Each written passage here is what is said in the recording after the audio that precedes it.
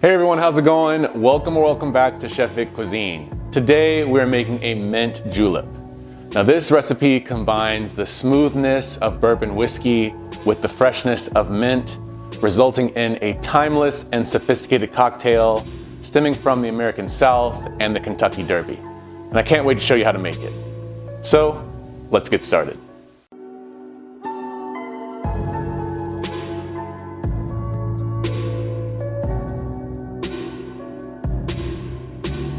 All right, let's dive right into this recipe. It's really easy to make, so stay tuned.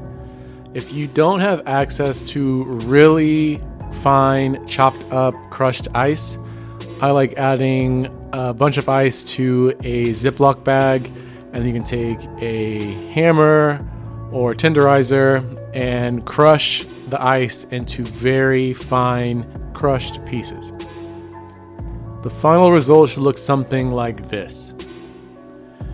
So now we're going to take 5 to 6 mint sprigs and place those into either a julep cup, a Collins glass, or an old-fashioned glass.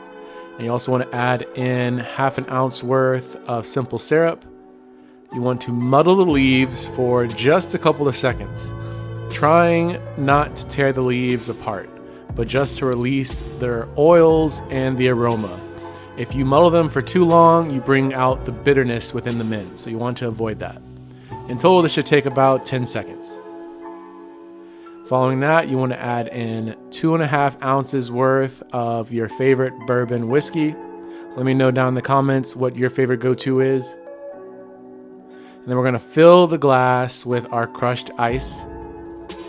And once it's filled to the top and slightly overflowing, you want to stir this well until the glass becomes frosty. And for a garnish, I like taking a large mint sprig, and you want to slap it in your hand to quickly release its oil and aroma, and then garnish the drink with it. And with that final step, this mint julep is ready to be served and enjoyed. Congrats, you've made a Kentucky standard drink right at home. For a tip or variation on this recipe, you can try using a rye whiskey instead for a different flavor profile. But when you do try this at home, be sure to tag me at Chef Vic Cuisine or hashtag Chef Vic Cuisine so I can see your great takes on this dish. As always, this recipe and many more can be found in my cookbook, Chef Vic Cuisine Volume 5, Mastering Your Inner Chef. And that's available on Amazon, and I'll be sure to leave a link to that in my description box.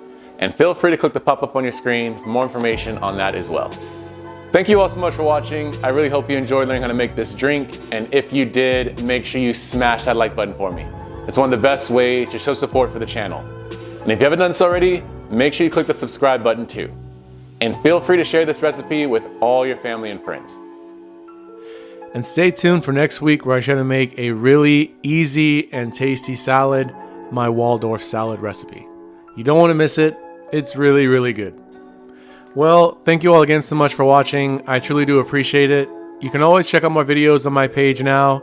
YouTube thinks you'll like these videos, so let's see if they're right. And I'll catch you next time on another episode of Chef Vic Cuisine. And until then, peace.